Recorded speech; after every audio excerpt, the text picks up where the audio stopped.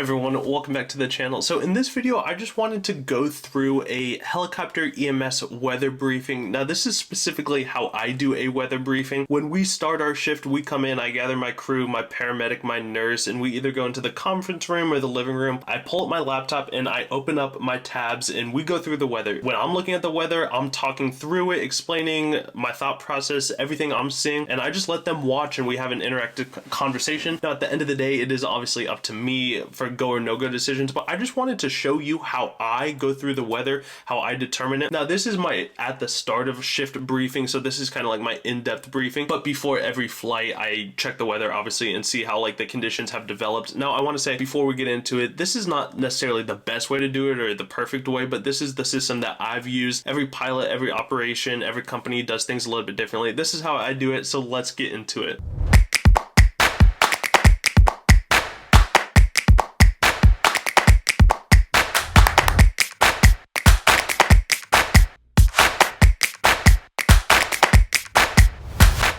Alright, so this is what we do. I literally pull up my computer and we go through it. So we're going to use Syracuse, upstate New York. This is kind of like the area that I work, and we're going to use this. Let's say that this is your home airport. So the first thing I do is I go to Aviation Weather Center. This was formerly known as the HEMS tool. This is the Aviation Weather Center. I'm going to actually go through this with you guys like you're my crew. Winds 280 at 7, winds are out of the west at 7 knots, not too bad. 10 miles of visibility, few clouds at 25,000. Always looking at the temperature and dew point spread. When the temperature and the dew point get closer together, the air is becoming saturated, and that's when you can get moisture in the air, aka fog, aka low visibility, aka bad day and problems. So a good temperature and dew point spread of 8 degrees, this is great. That means there's not that much moisture in the air. Another thing, huge altimeter setting. Standard altimeter setting is 2992. Right now we have an altimeter setting of 3030, so that means we have relatively high pressure. If you turn on, let's see, actually, do we have front? Okay, that's actually fine. In terms of high pressure systems, let's see, kind of just real stable. I also zoom out the whole area, so like really far up north, up near Burlington, VFR conditions. And then I look west of where we're working and east of us. Where we work, systems move west to east. So like out here in Rochester, I like to see what's happening west, because systems tend to move from the west side to the east side. So Rochester 290 at 4, 10 miles visibility, clear skies, temperature +1, dew point -11, altimeter 3032. So this is really strong weather. In terms of what I have on, so I don't keep radar on unless I want it, but you always want to make sure that you have air mets on. So out there for tonight, we have high level turbulence beginning at 25,000, extending through 41,000 due to moderate turbulence. That is not a factor. Up north, icing. Icing is a factor. From 3,000 to 7,000 due to moderate icing. And then down south, like down in Pennsylvania, that's really high level turbulence, and then multiple freezing levels. But in terms of air mets, that's it. Let's double check if there's anything else we're missing. METAR I don't usually keep on. Radar, let's see what our lowest radar imagery is. It's pretty good. Infrared I don't usually keep on, but radar, pretty good night out there. So go through my current observations. We did that. We go through the ceiling and visibility forecast as the night goes on. Actually, it's a very good night out there. So if there was problems, I mean, you can see up here, IFR, low IFR is actually the purple, pink is IFR, and then blue is marginal IFR conditions. But tonight is actually super flyable. I was working days today, so it was a good day to fly. But all the way through the night shift, I mean, ceiling and visibility is not a factor. Now, this is not the only tool you want to use, but this is like a good overview of what's going to happen. You can see out west, like Michigan, yeah, Ohio, they're getting some stuff. They're getting some like convective activity. But for New York, pretty nice night. So I'll come back. Ceiling and visibility is not going to be a factor. Clouds, wow, what a beautiful night to fly. Really high level clouds. This would obviously be a little bit more interesting if there's like some bad weather. You can see some clouds coming in. Like 3 a.m., I mean, you got 17,000, 17,000, 17,000, really high level clouds. And then you got an air met that pops up. 4 a.m. mountains obscured by precipitation, or mountains obscured by clouds. So that's super relevant, and that'll extend through the early morning hours, and then tomorrow when clouds break out. So I'll go through this with my crew, check the clouds, but it looks like clouds are not going to be a factor tonight. Precip, go through this. And I'll zoom out just so you can see like what you would see. You got all sorts of fun stuff. So down here in the bottom right is your legend. This is always like the most accurate, or this is where you can go to check and see what like symbology means. So you've got chance of rain, chance of snow, likely snow, chance of mix, and then thunderstorms, severe thunderstorms. Look at that out in Kansas. So come back. And then, oh, fog. Fog is huge. Fog is yellow, and you always want to be watching for fog. Getting caught in fog is, you really don't want to do that. So you always look for precip on this page. So I'll just go through this. Looks pretty good. Looks pretty good. 7 a.m. tomorrow. I mean, looks like some rain starts to come in. What time? I'm working the day shift tomorrow. Okay, it looks like we got some rain and snow coming in early afternoon. Yeah. So come back. I go through rain. Thunderstorms I do not expect to be a factor tonight, but tomorrow we do. So you can see down here, I have this set to local time. You can set this to UTC time. You always have the current UTC time up here, but I set this to local time just because it's easier for me and my crew to just track and stay on the same page when we're working, so we do that. Temperature, always go through the temperature, but I won't do that right now. I don't want to bore you. Winds is huge. Winds is like a really big one. So I'll look at the surface winds. Surface winds are out of the north right now, like 5, gusting 10. Pretty calm. Circle is calm. You can always check your legend. Calm is the circle, and then your different colors are your different wind speeds. Winds transition to like easterly winds tomorrow morning.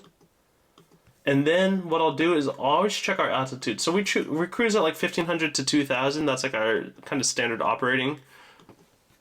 15 to 20 knots. This is great. Really highly flyable night tonight. This is really pleasant. And then it's really pleasant. And then tomorrow you can definitely see those strong winds start to come in. 2 a.m. or 2 p.m. excuse me. So, you know, it holds fine through 3 p.m. and then, you know, you start to get some stuff. So, you know, I'll check it all the way up until 3,000. That's kind of, 3 to 4,000 is kind of like where I stop looking. 500, you want to check like the transition zones, but it looks pretty good for that tonight. Icing and turbulence. Let's go with turbulence first. So turbulence at 500, come down here and you can check your legend. So for a light, medium, and heavy aircraft, I always consider us light because we're in a light single engine helicopter. So you can see there's definitely some bumps out there at 500, definitely some chop. Now it's, you know, pilot decision and operational decision and company decision, whatever your company policies are. For turbulence, come up to 1,000, 1,500 is like where I like to definitely check because that's where I spend most of my time in and out. Over the Catskills and Adirondacks and the Greens and over New Hampshire, definitely some bumps. But for, actually looks pretty good around Syracuse, Rochester, Buffalo, not bad. So check this. It's really looking quite pleasant. And then tomorrow we know that we got that weather coming in, so I check that. And then icing. Icing is huge for us up here in New York. Always checking icing. And icing is quite commonly a limiting factor, but it does not look to be a limiting factor tonight. I want to show you what this ice does look like. There you go, you can see.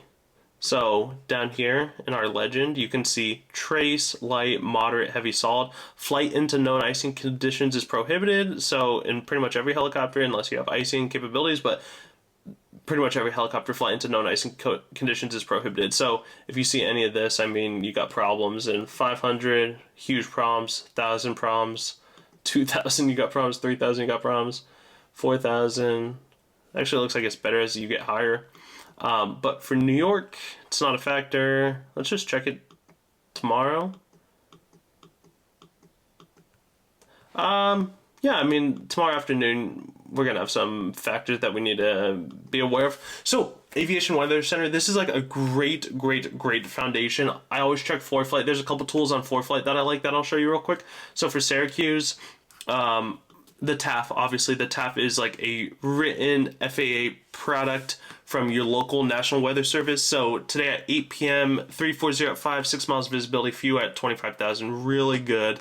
11 p.m. winds calm, 6 miles visibility, broken 20,000. And then tomorrow at 11 a.m. when the night shift is off, 8 to 16 knots, 6 miles visibility, broken at 12,000. And then tomorrow some rain showers. Check the MOS. That is a good tool I like to read through as well. So I'll read through that. And then if you go to TAF and forecast discussion, I always read through the discussion. So I'll read through the synopsis and I'll read through aviation. We'll just read it real quick because it's interesting. Mostly clear tonight with cold conditions. Warm on Wednesday with morning sun giving way to increasing clouds and late day rain showers, especially for central New York. Temperatures see a significant warm up on Thursday with showers possible, mostly during the morning. Mainly dry and seasonal weather returns on Friday to the end of the work week before another system arrives with widespread rain this weekend. Scroll down if you go to aviation. Fire weather, let's see. Aviation, there you go. VFR conditions expected at all terminals into tomorrow afternoon. Rain showers move in from the west along a warm front, bringing marginal VFR conditions for a few hours to Binghamton, Elmira, Ithaca late in the period. Those are local airports. Syracuse and Rome may see marginal VFR conditions, but best chances are here just after the end of this TAF period, and confidence was not high enough to include it at the end of this set. So you can see, really great tool. This was written by the National Weather Service in Binghamton, New York, which is down south. It's actually right here. This is Binghamton. So a great written synopsis of the weather. Winds aloft, that's great. And then, you always want to check your NOTAMs. I don't use this NOTAM tool. I actually go up here and I do the proper FAA NOTAMs. And I always check, let me refresh this real quick. We'll see if it works. But I always check the NOTAMs for my home airport that I'm working at and the local airport. Oh, there you go. So we'll go K, Syracuse. If you go K, not capitalized, but K, Syracuse. And you just want to read through these, read through them every day. It's legally part of your job responsibility. You can use the for-flight NOTAMs. I don't know, maybe I got bad internet right now, but taxiway holding signs, all sorts of stuff. I'm not going to read through these. I don't want to bore you. But let's see. Okay, it's not going to work, but that's okay. I always like to look at the satellite imagery. So these are updated 2-hour loop. It's 24 images. Every 5 minutes it's updated. So the most recent update was 0101 UTC, and right now it's 0127 UTC. So I think 20 minutes ago, you can see. And you can change, obviously, where you are in North America, and then you can change to all your local areas. But this is a 20-minute satellite picture. You can see New York is having a beautiful night. Boston's having a beautiful night. Philly's having a beautiful night. Buffalo, Rochester, Syracuse, Albany, Burlington. Here are the Finger Lakes. So really fantastic, clear night. I mean, New York City is severely clear. That's what we like to say. The MesNet is a local tool I like to use. Now, every state has some local tools. We just happen to have this tool, and it's really great. Humidity. This is one I always check, especially on the night shift, but every shift. Humidity. When your humidity gets near 100%, you're likely to get fog and visible moisture. But fog or humidity percentages, really low, really dry out there, which is great. Wind speed is a good tool. Solar. And then here's another huge thing for helicopter EMS is you always want to be checking cameras, because if you get scene calls, just checking cameras. So if you click on all these different counties, you can just go and look at the most recent camera. Now, some at nighttime, it's kind of tough, but during the day, this is a fantastic resource because you can see what the sky is doing. It's kind of tough, but there's a couple different tools I like. I like Windy as well for cameras. But these are all updated very regularly, 9 p.m. Pretty clear sky. I mean, it's hard to extrapolate, but that's great. One thing I always check ADS-B Exchange. I always like to see who's out there. Who's out there ripping it, who's out there gripping it. I don't like to be the only helicopter flying. If I'm the only helicopter flying, that's a red flag. So I like to see who else is out there. So in terms of helicopters, not that many around Syracuse. Up near Watertown, which is a military base, there's quite a few. This is called ADS-B Exchange. It's the best flight tracking website that I have found. It's fantastic. A lot of helicopter traffic. You can see the different altitudes. So these are varied by altitude. So you've got 0 to 500 is your orange, and then 1,000, and then you get up all the way to 40,000, which is your purple. If you click on this guy, 39,000. This guy, UPS, Boeing 767. But then like all your helicopters are like down low, orange. So you can see down, let's see, what's New York City got going on? New York City, this guy, 500 November Romeo. And then not that much going out on Long Island. So this is just a tool I like to check. I don't want to be the only guy out there. And then like, if we have time, which sometimes we do, I like to go through and read NTSB reports. We are in a very dangerous business and people get hurt and worse in accidents. So if we have the time, I'll go through and I'll just find like a random NTSB accident and we'll just read through it as a crew. We'll talk about it, extrapolate. What you see here, this is literally a folder I have on my dashboard in my bookmarks. So I just press this and all the tabs open and this is part of it. So if we have time, I'll go through this. An interactive radar, this is interesting. This is like a local weather station, but their weather radar is like weirdly accurate. Is this an FAA approved resource? No, but all the context that you can get as a helicopter pilot is so important because we want to stay alive and we want to have the most knowledge. So if some other tools are saying there's no snow or no bad weather, but this is, I'm taking this into consideration. Now, I'm not going to make my final decision off this, but you get the point. More context is better. We have found locally that this weather resource is like pretty good. So we use this. No, nothing on the radar. I mean, they're having a severe clear night. So there you go. That is my weather briefing. That is what I do with my crew. We literally go into the conference room, into the couch, the living room. We sit down, I plug my computer in, and we'll go through this. I've been talking for like 10, 15 minutes. That's how long my briefing is. Sometimes we'll go more in depth. Sometimes we'll go shorter.